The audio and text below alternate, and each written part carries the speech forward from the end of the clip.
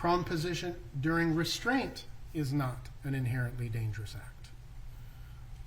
It is routinely trained and used by the Minneapolis Police Department. The studies show, right? Canadian studies that were referenced by Dr. Fowler. 1,269 cases, use of force, one death of a person not in the prone position. Right? These are people, they're looking at people in the prone position. 4,828 consecutive force events. No significant clinical effects on the subject's physiology. Right?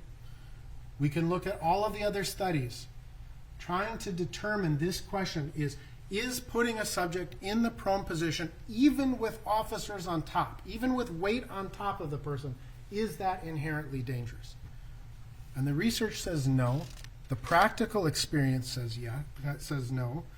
The prone position, when applied through a use of force, is not an eminently dangerous act because there is no evidence to support the notion that it is highly likely, that's the standard, highly likely to cause death.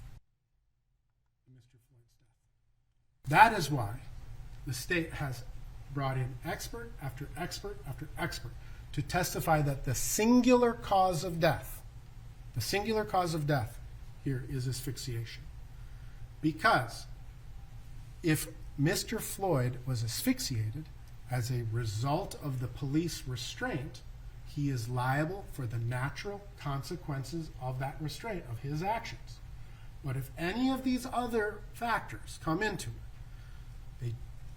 if any of these other factors were substantial contributing factors of Mr. Floyd's death, because they were not the natural result of the restraint.